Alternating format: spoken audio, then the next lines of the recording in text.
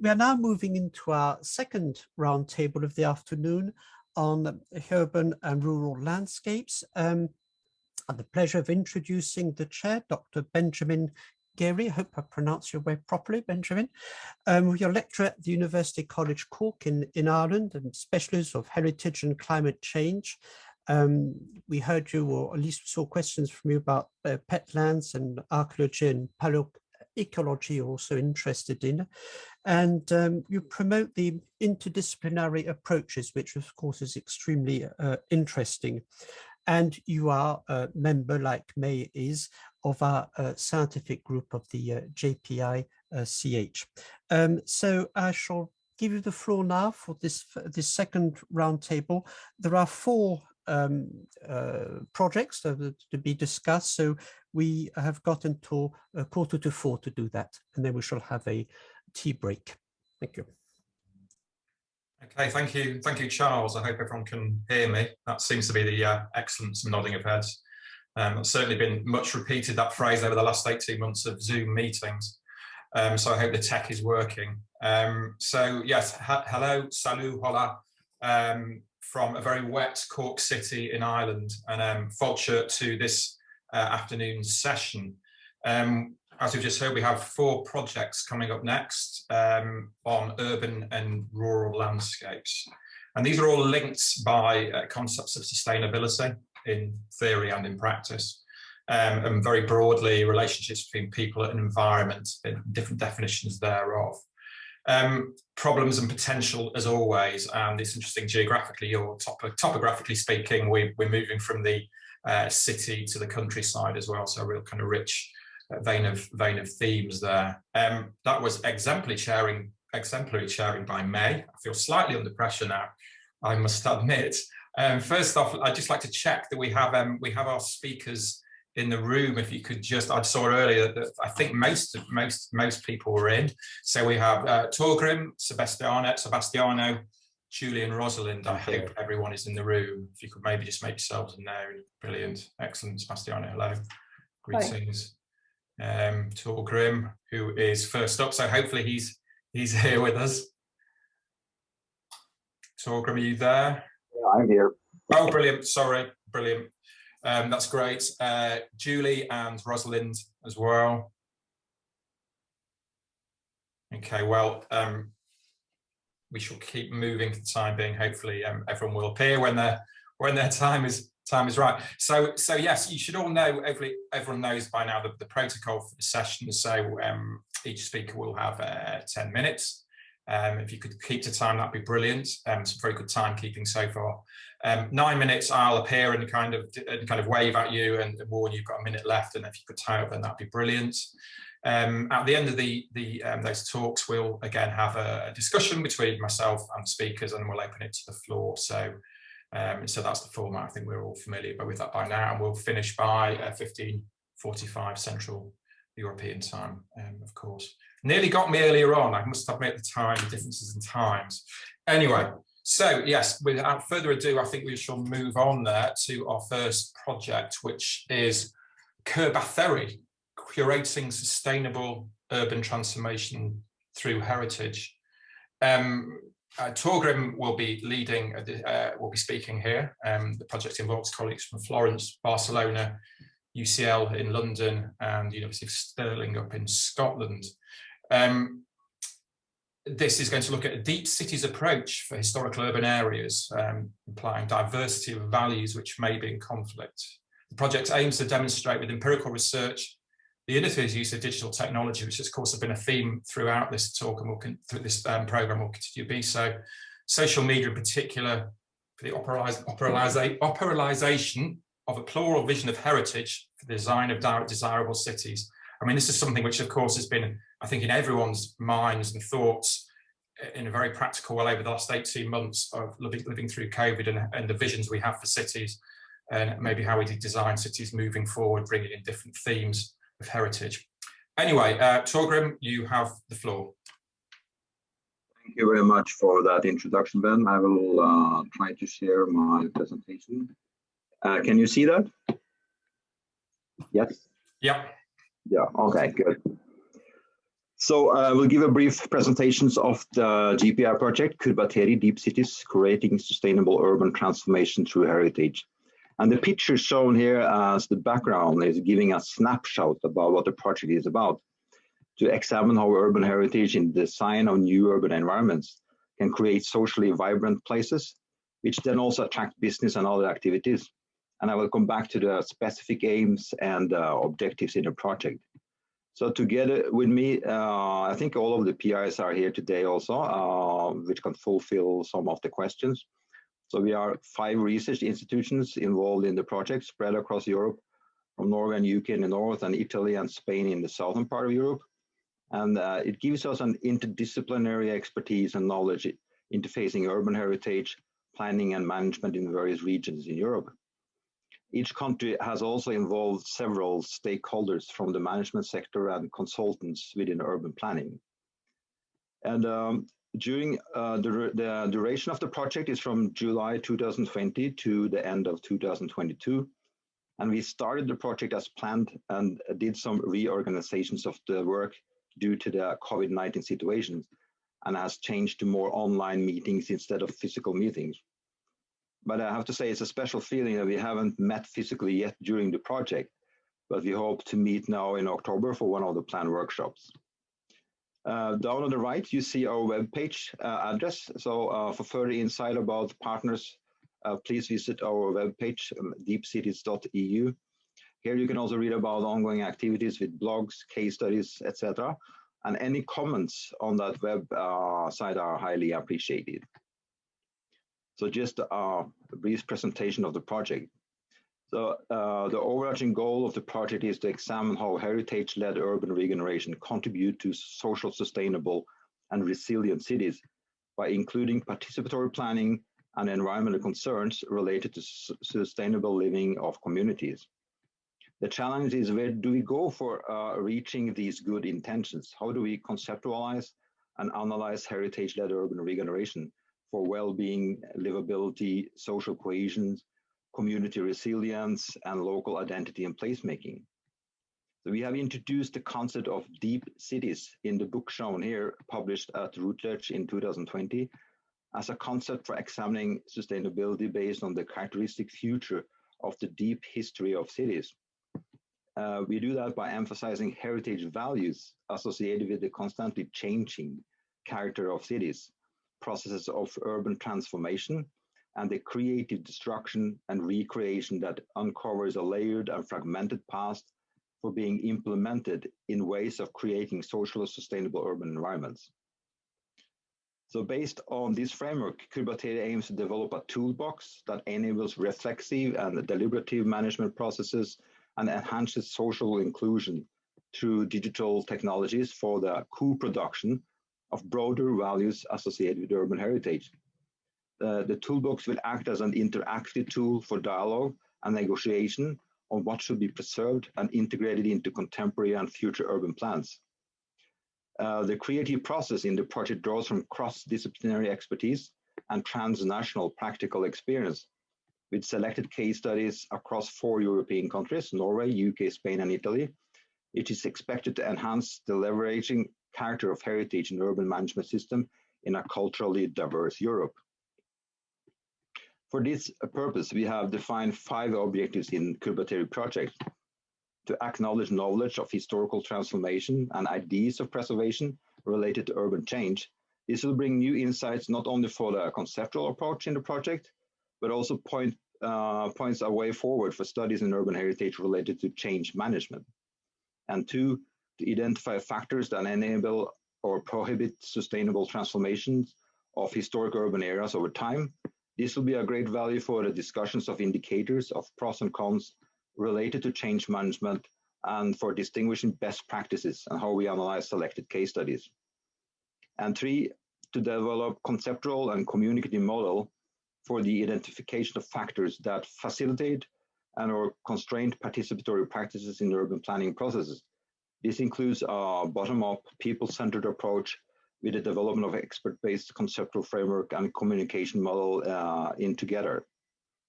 And 4, to develop a one online toolbox that strengthens the function of deep cities in planning for sustainable cities, with the objective we address the need for tools in change management and as assessment tool in urban planning.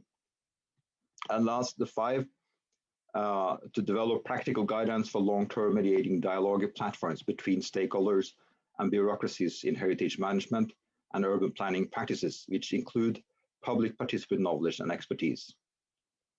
So in the project, we have multiple methodological approach based on the previous notion of social sustainability. We are defining a conceptual framework derived from a range of theories and methodologies. That is system dynamics methodology and its relation to urban heritage-led regeneration in change management, and how critical urban theory and ensemble theory, as well as grounded theory and other related concepts that connects to system dynamics thinking, altogether will be a theoretical asset in the Kurbateri project. We have selected case studies as research by practice for the system dynamics method that allows mapping the change of a place over time to identify factors that interrelate and affect change in a historic urban environment. And we include a wide range of participatory methods, online and offline, to capture people-centered values of urban heritage in the case studies. The tables you see on the bottom here are showing the flow between work package 1, 2, and 3, and the dynamic uses of case studies in various countries, defined as laboratories that develops data in UK case studies for being tested in the observatories in Spain, Italy, and Norway, altogether feeding the development of the management toolbox model in work package 4. The element of combined research and innovation in the Kurbateri project will be in how we are developing an easy-to-use toolbox to facilitate knowledge exchange between an array of different stakeholders potentially involved in decision-making and implementation processes concerning the preservation of urban environments. And finally, in work package 5, evaluation methodologies are being implemented for evaluating the project results and for developing recommendations through the for instance, with the policy briefs. The outcome of the Kurbateri project are expected to produce a range of short and long-term impacts beyond the project period. Kurbateri proposes a new conceptual model that understands historical transformation as heritage values and how to curate and use these values for sustainable urban development. And the project contributes to the practical application of system and dynamic approaches, thereby social sustainability through people-centered participant methodologies, and correlates them with heritage-led urban transformation. Kurbateri assesses the current state of practice on community participation on heritage-led urban transformations and the decision-making process, and contributes to improve management practices on their ability to include stakeholders' diverse values. And the project increases opportunities of digital visualization technologies in cultural heritage management practice, which represent the diversity of the European community. A cross-cutting transnational platform offers a communicative solution for sharing knowledge and experience between local European management and communities. And Kurbateri will provide guidelines and recommendations to EU conservation policy and local management bureaucracies on the implementation of public participatory methods and the potential value of co-design and co-production of heritage-led urban transformation. And at the end, the project will provide a platform for— Minute left, please.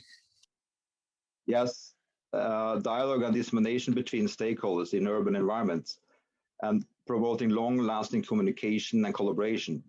The management toolbox will serve as a sound instrument for analytically based solutions that promote predictable planning processes, thereby lowering potential stakeholder conflicts and underpin future cooperation. And we will follow during the work package how we can reach these impacts all the way along. So that was the end of the presentation. And I will just welcome you to follow the Instagram #DeepCities for examples and discussions about the project. Thank you. That's fantastic, fantastic timekeeping there, Torgrim. Sorry, it just occurred to me, I didn't introduce you. I apologise for that. Torgrim is a research professor at the Norwegian Institute for Cultural Heritage Research. He's participated in various heritage projects related to environmental monitoring, spatial planning, and cultural heritage values. Sorry, Torgrim, apologise for not introducing you there. Okay, so I think we'll move on. We're just about on time quite nicely here. So I think we'll move on to the next project. I have to say I'm delighted to see the last project has a Spotify playlist. That's brilliant. Anyway, moving on. The next project is the IRIS project, Inspiring Rural Heritage, Sustainable Practices to Protect and Conserve Upland Landscapes and Memories. Yes. Are you there, Sebastiano? I asked to the Norwegian colleague to... Sorry, can you repeat that, sorry? Yes, I am asking to the Norwegian colleague to... okay, yes, sorry, yes. Yes. I beg your pardon. Okay, thank you. Thank you. Okay, brilliant. Sebastiano is Associate Professor at the University of Geneva. He's a Foundation in Natural Sciences and teaches Applied Zoology and Management of Natura 2000 sites. The IRIS project is a response to threats to upland landscapes from depopulation, abandonment, the loss of traditional skills, and land use change driven by the climate emergency and economic trends. This also includes colleagues from Durham, Granada, and Toulouse. I shall hand the floor over to Sebastian if you're ready to go there. Yes, do you see the presentation at full screen? The presentation is all looks good. Okay, thank you, Ben, for your introduction. I am teaching zoology at the University of Geneva, and one of my main research interests is about the conservation of biodiversity in rural landscapes. And this explains why I'm participating and presenting IRIS project this afternoon. This slide shows the structure of IRIS consortium, which is coordinated by the University of Geneva and has several international partners, and in particular, Universidad de Granada in Spain, Centre National de la Recherche Scientifique GEOD in Toulouse, France, Durham University, and York Archaeological Trust in United Kingdom. At the start of the project, all these partners have signed a consortium agreement in which the IRIS program has been defined in detail, and also the management structure has been described. So on the right part of this slide, you can see the IRIS research sites, which are distributed in different parts of Europe: Scotland, England, southern France, southern Spain, northwestern Italy, and also in Montenegro. This because our partner GEOD is collaborating with the university and the local communities from Podgorica. On the left part of this slide, you can see the structure of the management. The IRIS project is composed by 6 work packages with different tasks, and each partner is leading one of the work packages. Obviously, the University of Geneva is granting the coordination. So IRIS project starts from the situation that rural landscapes in Europe have been shaped by human activities and natural process over millennia. Therefore, it's very important to understand, analyze historical process and restore or maintain those land uses that produce these landscapes. This is a living heritage approach in which we are trying to support and increase the collaboration between local communities and local institutions, such as administrative regional bodies and protected areas. We are trying also to produce some guidelines for policy and planners at the local scale, and finally to disseminate our approach and our results at the local, national and international level. So the living heritage approach is very complex because rural landscapes are complex. They have a past, they have a present, and they will probably be changing in the future. So an interdisciplinary approach is needed. And our consortium is formed by very different researchers, scientists, and experts. Some of them come from humanities, and they have an archaeological, ethnographical, or historical formation. Others come from the natural science, and they have formation in botany, archaeobotany, geology, and zoology. In addition, we are working with some associate partners that have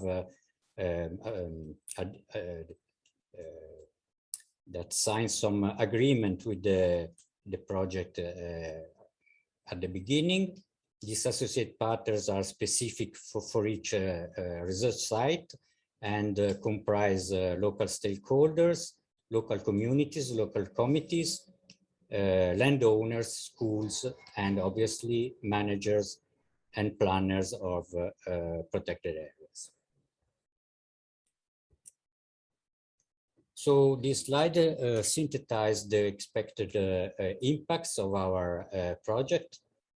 The first is at the level of local organization. We are trying to improve the dialogue and the collaboration between local communities and local managers and land planners. Obviously, the sustainable development of rural landscapes will benefit also the environment in a very large sense,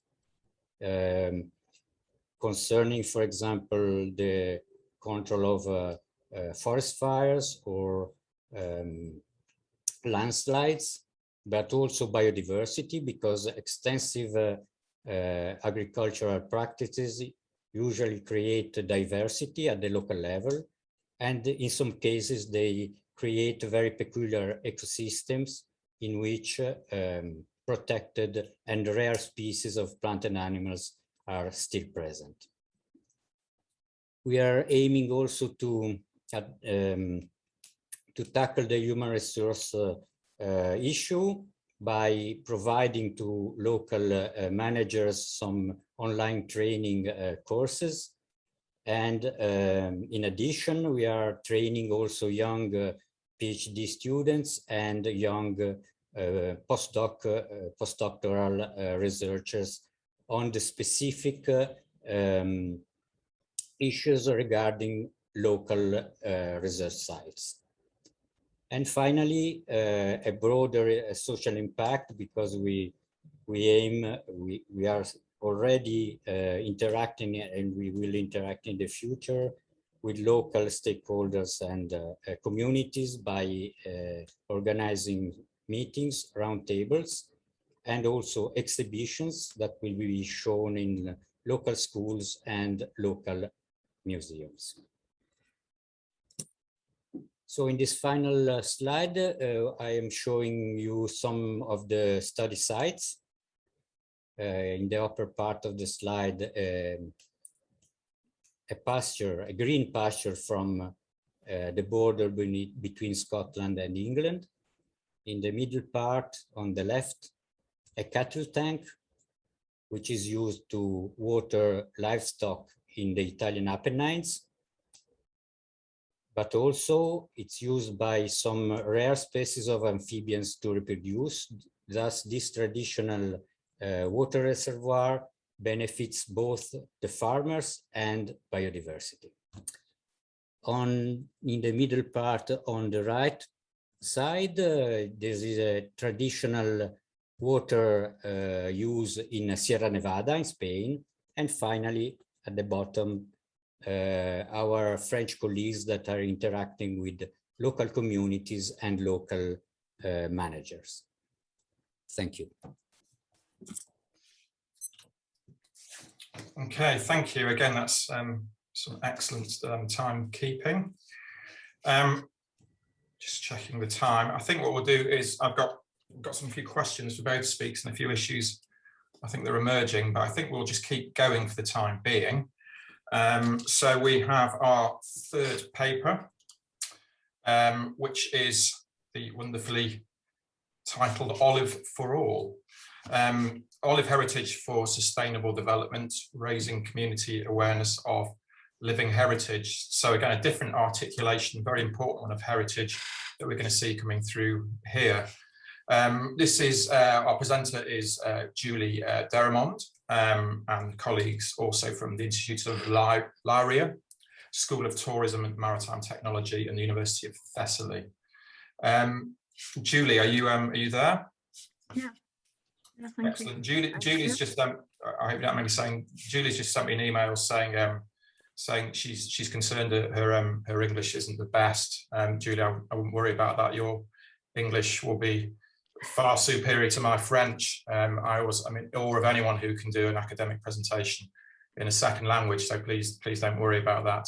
And as long or as short as your presentation needs to be is brilliant.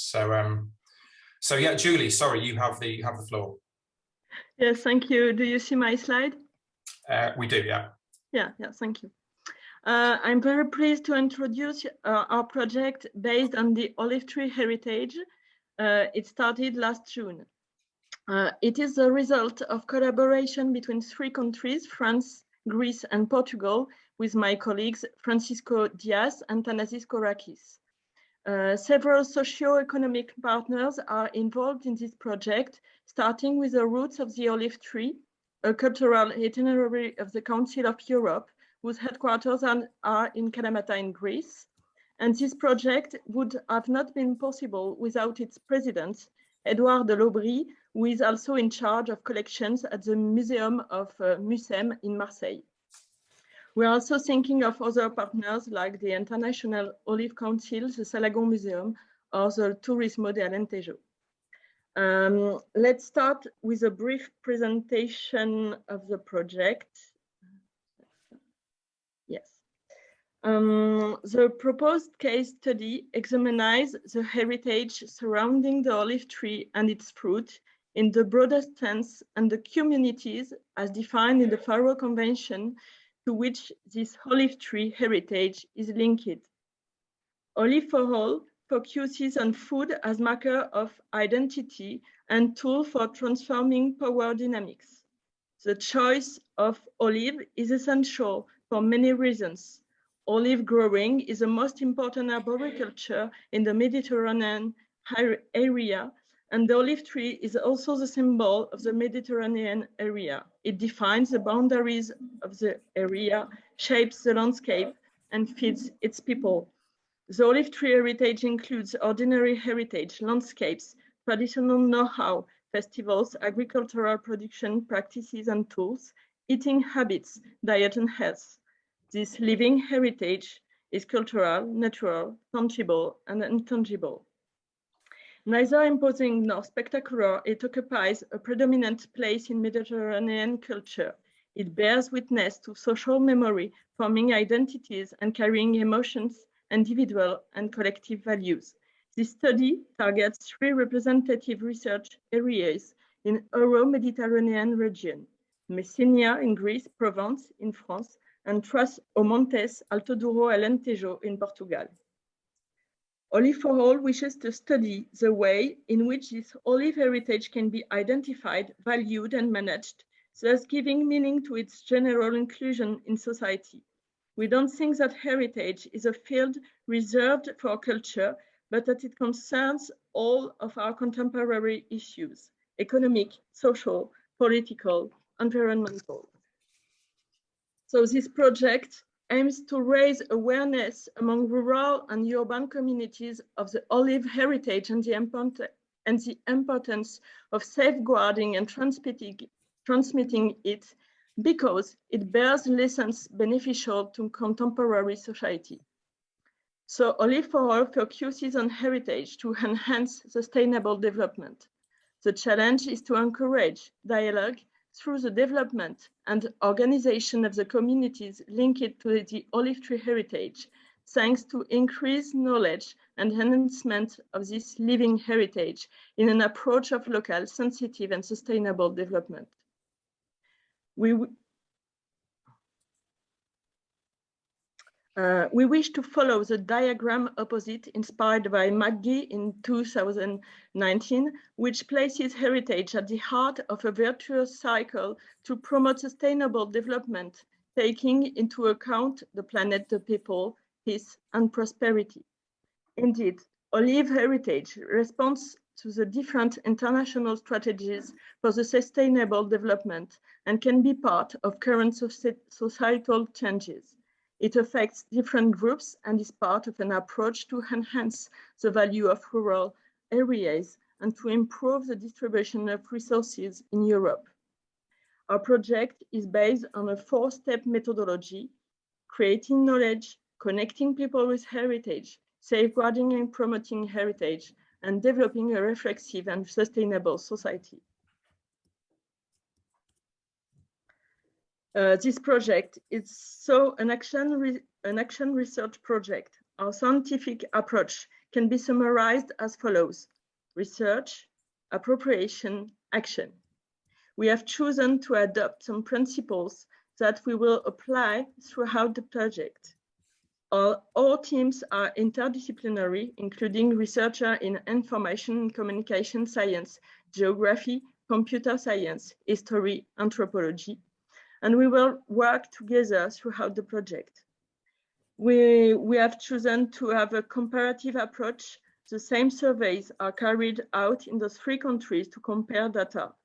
We will to encourage public participation with some tools, survey collection, digital citizen device, sharing platform, and so on. And finally, digital devices will be used at different stages of the project. The project is divided into 4 work packages, 3 thematic and 1 organizational work package. Each work package is largely country-driven by Greece, France, and Portugal. All work packages are linked, and each work package is structured around the main theme: mapping the olive tree heritage and its stakeholders, raising awareness among communities, stakeholders, and publics with educational actions like exhibition, digital platforms, tasting center, or film. And for the work package 3, developing territories, surveys for the development of a sustainable olive tourism.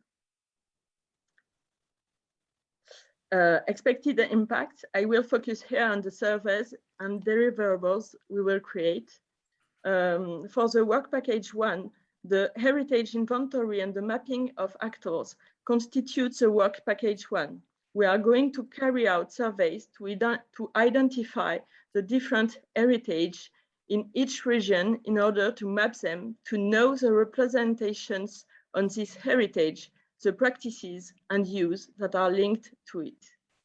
At the same time, we'll try to identify the stakeholders of this heritage, the communities who are its guardians. We plan to produce these deliverables: a tourist map of heritage, a mapping of the stakeholders, and a symposium organized by Greece, modeling the process of community building. Once we have a better knowledge of this heritage, we'll be able to try to sensitize all those who are not fully aware of the value of the olive tree heritage. The aim of the work package 2 is to reflect on innovative forms of cultural mediation, particularly sensitive, designed to create a link between society and its heritage. We will create a system that meets the principles of transmedia storytelling to reach audiences. This transmedia device will contribute in the dissemination of the results obtained in work package 1 and 3. Several forms of storytelling will be deployed in order to enhance the value of olive heritage and make it more concrete, attractive, and alive in the eyes of the public, who will also be invited to participate. will propose a collaborative platform, a documentary film, a story map on landscapes, a tasting counter, and a traveling exhibition that will be first given in France at the Salagon Museum between June 2023 and 2024. A survey will follow this step, evaluating both the exhibition and the platforms creating and their reception. The objective of the third work package is to reflect on the development of tourism in the regions considered. The surveys and actions will also establish in what ways and for what reasons better knowledge of olive heritage can encourage more responsible and more sustainable consumption. We want to focus our researches on the identification and analysis of tourism products, evaluation of the reception of olive tourism products by professionals in the sector, and measuring the attractiveness of oil tourism. We will observe and compare the olive growing sector with the wine growing sector, more advanced in terms of tourism. Okay. A colloquium will provide an opportunity to take stock of this issue. After that, our wish is to produce keys to help professionals in the field based on our survey results. We will offer them tools in the form of vademecum or MOOC to work better together and enhance their heritage for development purpose. So thank you for your attention. And I'm ready for questions. Thank you. Merci, très bien. Aussi, je suis désolé, I didn't introduce Julie at all. I know what's wrong with me today. I blame it on the first day back after a couple of weeks off. Julie's an assistant professor in information and communication sciences at Avignon University and a member of the Centre Norbert Elias. Centre Norbert Elias, is that right? Yes, Merci, très bien. Okay, so yes, thank you for that. A different articulation and form of heritage, a really important one. What I'm really liking about all these presentations so far is the concept of heritage as so dynamic and living and always kind of coming into being in different ways. And I think this is really important, but also I think can present perhaps difficulties when we try and run these kind of projects. Exactly whose heritages are we talking about? And that's maybe something we can talk about and discuss in a minute.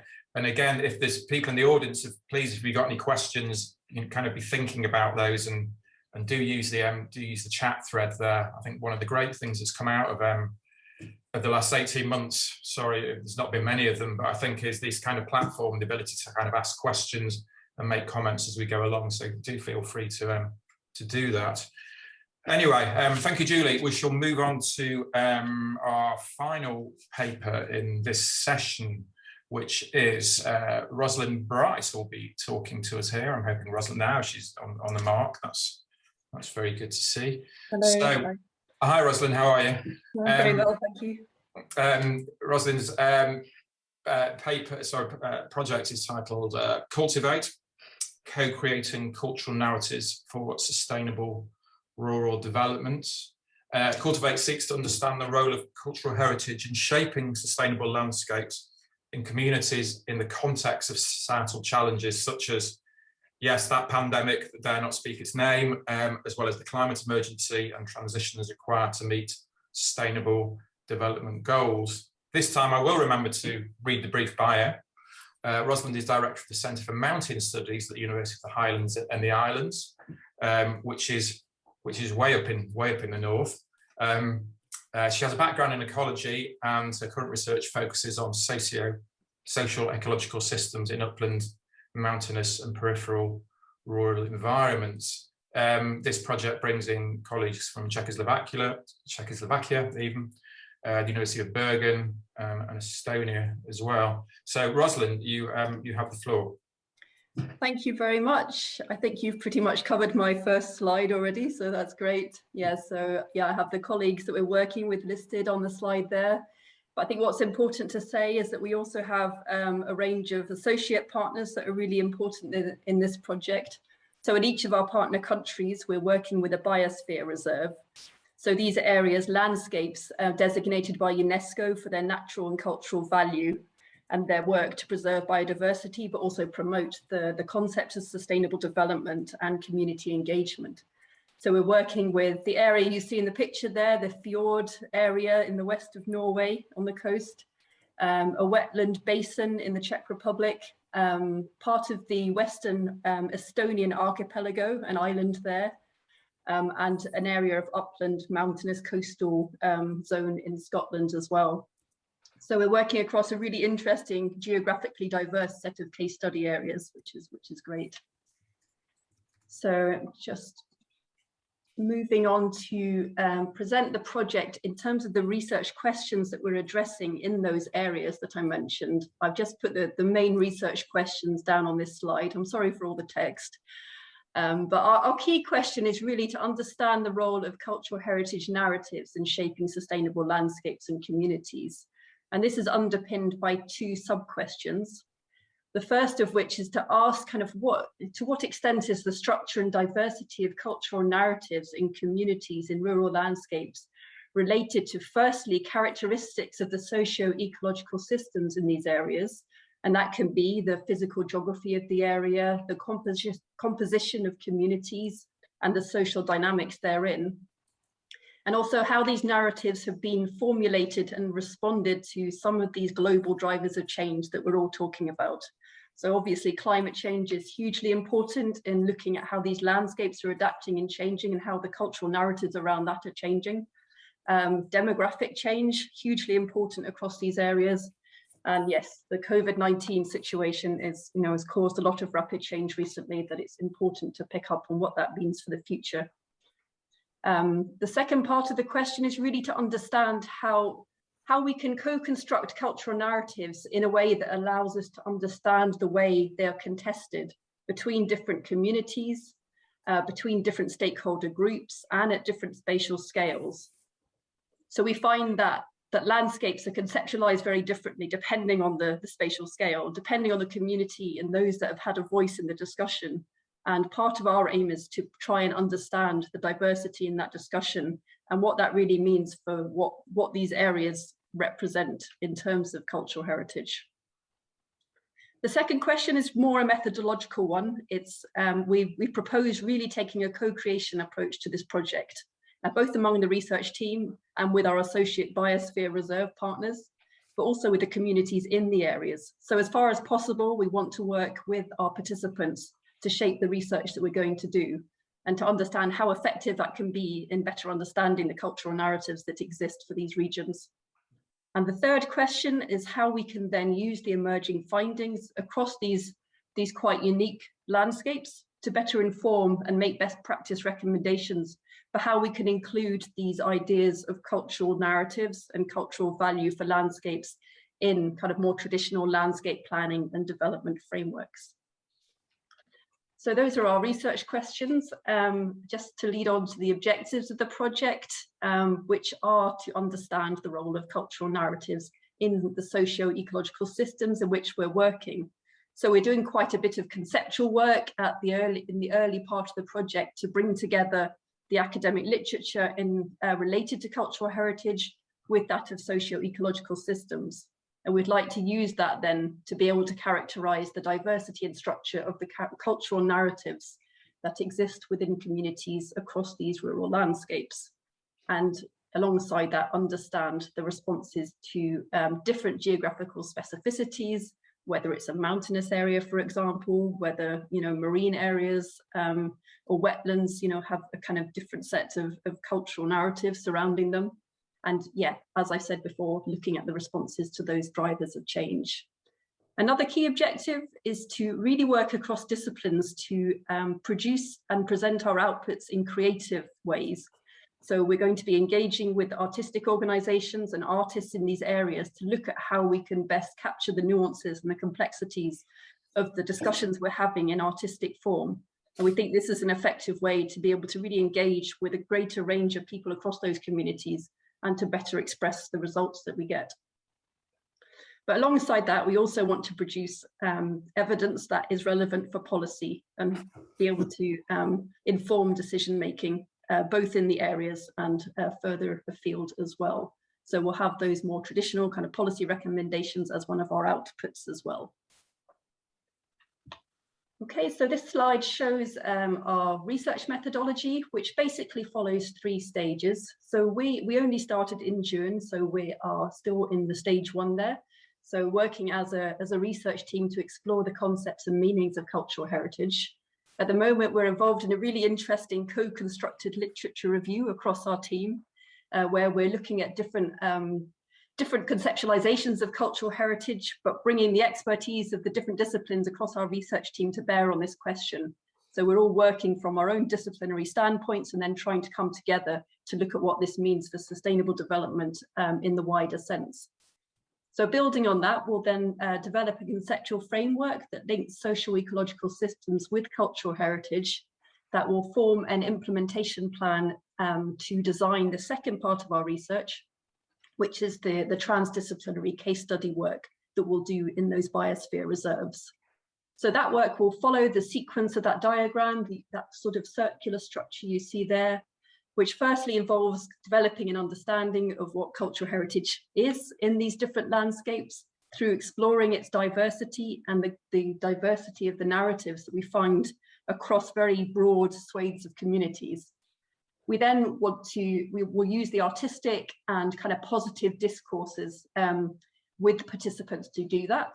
And we'll also within that include forums, deliberative forums, to look at how through deliberation and discussion, we can look at how the notions of what cultural heritage is and represents can be reshaped when we frame it within the objectives of sustainable rural development for the area. So as such, we would see ourselves as supporting a cultural heritage in the making and for the future. And really, so encouraging people to look to the past in terms of how the area is built and what the kind of cultural underpinnings of the land use and the community composition is, and then to use that to kind of think about how this may shape the future and how that might inform transitions towards more sustainable landscapes. And then the final stage there will be, as I mentioned before, that synthesis phase of bringing together the results from those different case study, very diverse geographically case study regions, and to look at how we can draw on that to develop best practice and policy recommendations. We have the benefit in working with biosphere reserves in that there's a very large global network of these reserves, so over 700 globally. So that kind of gives us a ready network that will help us disseminate our results. And hopefully these results will be relevant to other biospheres, but also other landscapes as well. And we will finish the project by holding an international cultural heritage forum to showcase our results, some of which will be these more artistic, creative outputs alongside some of the more traditional policy recommendations. So to finish by describing our expected impacts, I haven't listed all our kind of deliverables and things, but more focused on what we want to achieve across the landscapes, which is to really instill a renewed focus on these transitions to more sustainable landscapes. And when we're designing our participatory research, we'll do that within the frame of the SDGs. And we've looked at the SDGs and which ones are most relevant to what we want to achieve in the project. And we'll try and bring, thank you. And we'll bring these into the discussions that we have. So I pulled out some of the most important there. For example, the need to safeguard our cultural and natural heritage and ensure the efficient use of natural resources. But also the participatory and co-creative nature of this project is really highlights the importance of empowerment, of inclusion, of getting to parts of the community that are perhaps not traditionally involved in projects like this, and making a real effort to build this from the bottom up. So to ensure that we have findings that are deeply participatory and also represent kind of the parts of the community that are living in these areas and are looking to the future and are going to have a say in what happens in the coming years. Our work will also obviously, as we discuss climate change issues, issues around the pandemic, it will raise awareness about how people can most effectively respond to these. And due to the nature of the landscapes we're working with, we will be addressing issues related to sustainable tourism as well, being a key driver of the economy in all of these areas, So these are some of the framings that we'll use to kind of make sure that we do achieve some impact with our work. And I think that's me. So thank you very much for listening. Brilliant, thank you, Rosalind. That's great. Some really interesting stuff coming through there. Right, so I'm now trying to organise myself with all the various bits of paper that I've been scribbling on as everyone's been talking. So whilst our speakers draw their breaths, again, just to I think there's a few questions coming through in the thread there, but I think what we'll do now is we'll just have a small discussion amongst ourselves. And I've got a few questions. I'm going to try and ask each speaker a question. So going back to the start there, let's get my papers. So Torgrim's paper. And again, I think this probably is something that also touches on some of the other papers as well. When we talk about engagement with different stakeholders and different groups, I suppose, I mean, I think of cities in the present day, and particularly Cork City, and I'm sure, you know, whatever city you're coming from, they're hugely diverse, of course, and getting more diverse in many ways. You know, how do we ensure when we're talking to stakeholders about visions of the city, whose vision is that? How do we ensure we're reaching different communities in different ways and different stakeholder groups? Because it's obviously it's a lot easier to, we all know it's easy to reach some groups than others. So I was just wondering, in terms of your project, how will you deal with that? Well, that's a really good question, and this is something we have before we got the project too. So, and who's the stakeholders? I think we can divide it in different areas. You can discuss who's the stakeholders based on to understand the urban processes of placemaking, the historical, and try to figure out who's involved in placemaking. Which kind of voices is silent, which are more pronounced.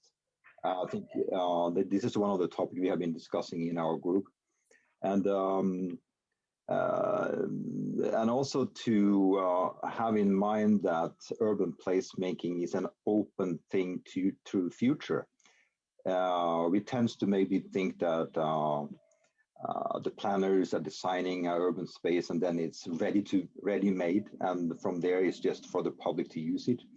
But to have that in mind, that there's open co-production of urban places, which also has its own life in when it's finished and goes into new kind of social relations or ways of being used. So to understand urban processes from the past, present, and future will be interesting to in order to define who is the stakeholders and who's actually involved in placemaking. The other thing I just want to highlight is that, as was pinpointed here in the beginning, about the impact, which I thought was really interesting, that to identify the target groups in the project for the impact, that would be a great value also for how to analytically go and approach it in the project. So what we did, we tried to define different groups, just so we knew that we had the impact targeted in different ways of what we did. And also in the way we included different stakeholders in the project. We are running workshops together with stakeholders. I can speak, for instance, for a Norwegian part. We have the Director of Cultural Heritage, which is the management sector, involved, and we also had Snøhetta, which is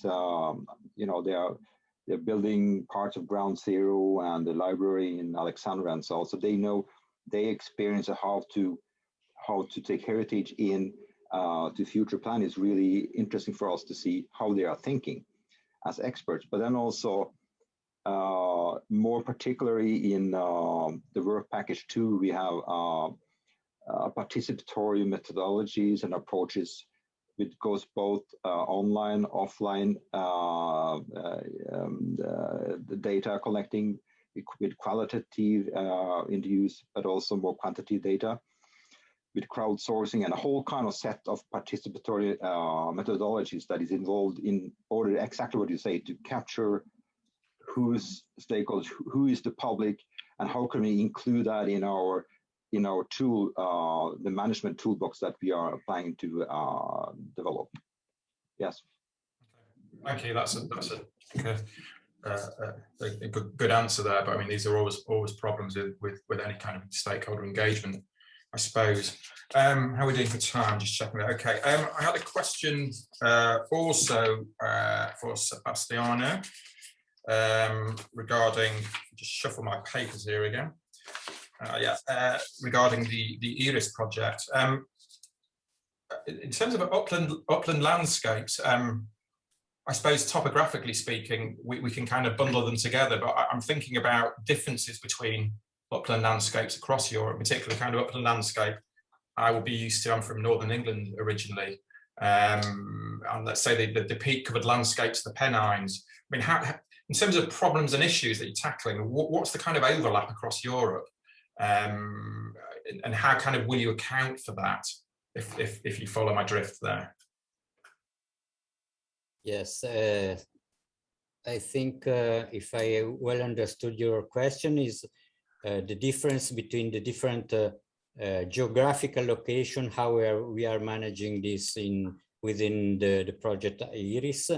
We had several meetings discussing about definitions and how to map the different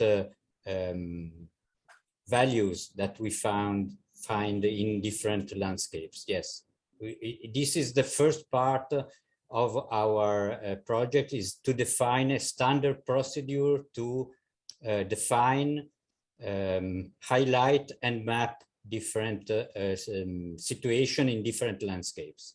And the discussion is still going on because it's very complex to address. But it was the first point of our project was to define a standard procedure for all study sites, and all the participants are putting inputs in this. We will have a common document, guidelines for all the partners. Thank you very much for that one. I suppose, sorry if I'm going to jump around a bit here, something that's come up, I think, for all the case studies, or the projects, sorry, has been the issue of impact. Impact is important, but impact's also a stick we sometimes get beaten with in academic circles. I suppose the question to everyone is what is it we best hope for when we talk about impact, particularly at policy level? Because quite a few of the projects talk about policy level impact. It's something that with our JPIC funded project, previous project Wet Futures, we struggle with a lot. We kind of got some traction eventually. It's very difficult. And again, I'm sorry, this is kind of an open-ended question, but what are people's kind of hopes in that sense? What does success look like at policy level? Is it just having someone in the room who's from a policy context, or is it eventually affecting some sort of policy change? I don't know, that's kind of an open question to all the projects. I don't know if anyone wants to answer that. I can come in there. I mean, I think, one of the fundamental things is early engagement of policymakers in any of these projects, I think. And if we're talking about, co-creation as we are in our project, it's about kind of sharing the decisions about what the priorities are. And I think part of that is, what are the priorities for the policy community as well?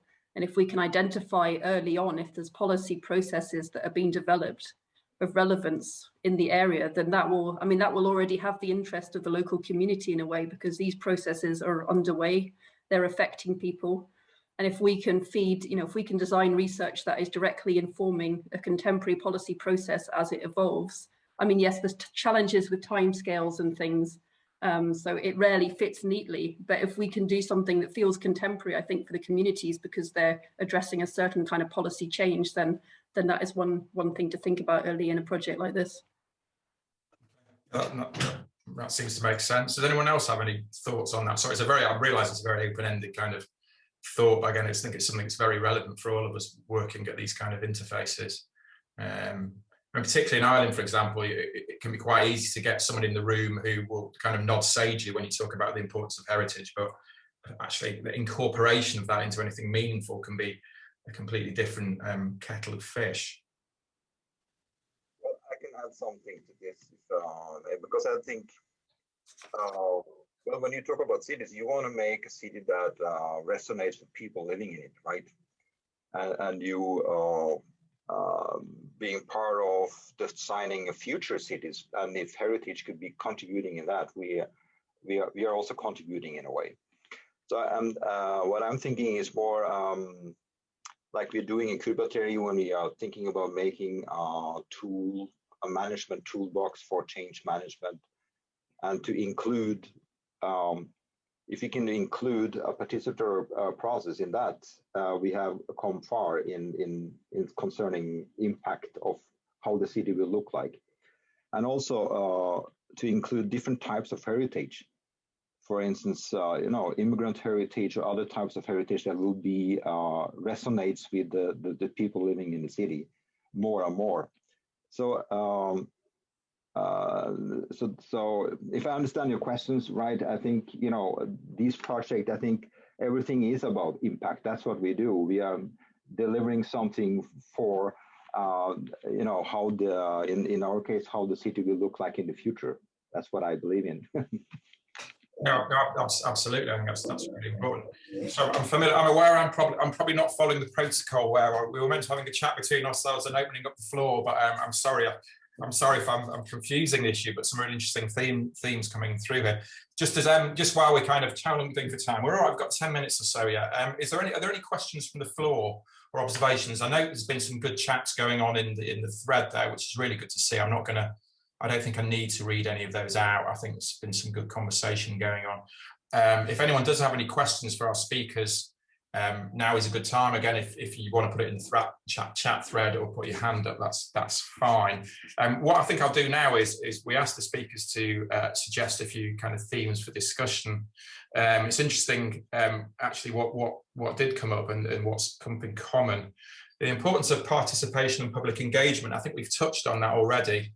In terms of how we reach different audiences and how we bring different people's views and perspectives into our work in terms of heritage. That's really important. A lot of people writing about that.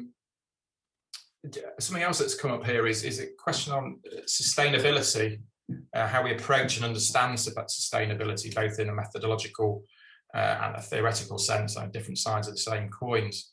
I don't know if anyone from any of the projects would like to speak to that, how they understand sustainability. And because again, it's one of these, been a real buzzword in archaeology in recent years. It can kind of mean different things to different people. Again, I don't know if anyone from our speakers would like to make any comments about that.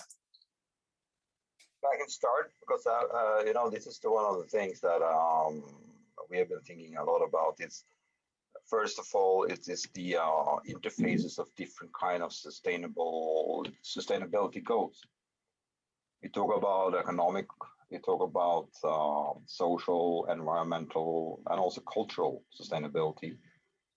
How are they together, and do they conflict somehow? Especially when we discuss the city or placemaking in the city, we discuss economic sustainability versus social sustainability. And I believe the social sustainability have to go first. You make good places to be in, and that can attract business. But if you do the other way around, you tend to create some kind of stereotyped business area based on heritage that is commodified heritage somehow. You miss the uniqueness and the local value of a place. So to discuss the interfaces of the goals, I think it's an interesting, it's a wide topic. And we have in our project one research that is doing this as a special field just to keep us in contact with the concrete what we analyze to the goals when it comes to sustainability. And so we have been discussing where do we go from there? How do we to measure or to analyze, for instance, social sustainability is hard. It's very vague. It's very difficult to grasp.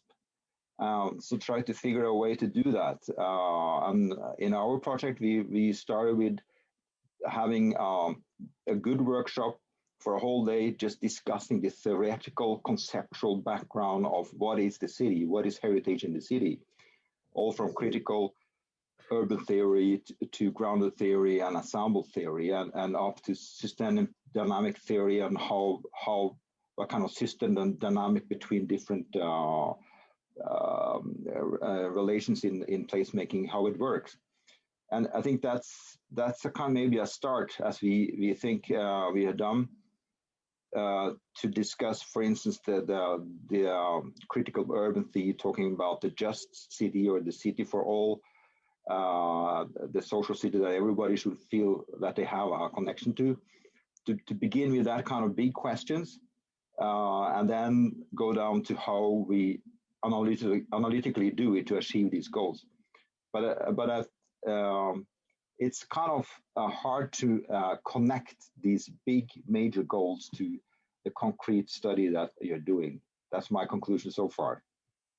Yeah, that's another comprehensive answer. Maybe we can bring in Julie and Olive for all at this stage as well, because intangible heritage again is something that is we talk about a lot, and this is, I must admit, I'd never kind of, it's stupid, ever thought of like kind of olive growing and that kind of in that context. So what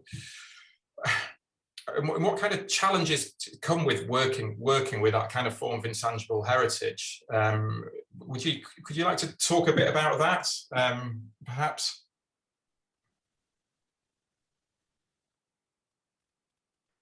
Can you go further, please? Well, I suppose when we're talking about, I suppose with the olive tree and olive growing, there's a huge amount of, I presume, kind of symbolism attached to that, and that must be very rooted in local community and local identity. And it brings me in mind of, for example, here in Ireland in rural communities, peat cutting is very much an intangible form of heritage. So when we talk to those communities about how they perceive the landscape, you've always got that problem of dealing with intangible heritages. Do you have any methods developed or approaches to deal with that in particular? Maybe to answer you, I think we have to know and to talk with the stakeholders to know what they mean when we speak of heritage. The problem is that we have an heritage that is material, intangible, tangible, and all forms of heritage. And I'm not sure that for stakeholders it's very clear. So we have to know which forms this heritage take in those three areas we are considering. Yeah. Okay, thank you. Yeah, we've just had a question from the floor here. Sorry, can I say something? Sure, yeah. Partner of Julie Dermont in the project Olive for All. I was in the meeting with the stakeholders in north of Portugal, and I found out that they are in dilemma between intensive production versus to keep the traditional production. Mm-hmm. And exactly in this point, we can see what is heritage, because the values of production transform everything. So for example, we were in the farm. They have a lot of centenary and millenary olive trees, and to maintain this kind of production with very old trees, they have to create new brands to improve the price of this kind of olive oil. Otherwise, they have to change. They have to modernize production. So heritage here is like a frontier between past and future, and how to continue to be profitable in the traditional way, and how to create new rural landscape, in this case for olive production, and transform everything, because this is two different worlds of production. So tourism, for example, olive tourism like in the past we have successful with the wine tourism. Olive tourism can help, and marketing also for olive oil. Both can support to continue the traditional production in this kind of farms. Okay, thank you very much. A couple of comments and a question from the floor. Just a question for Rosalind here from Michelle Nucciotti. I hope I got your name right, sorry.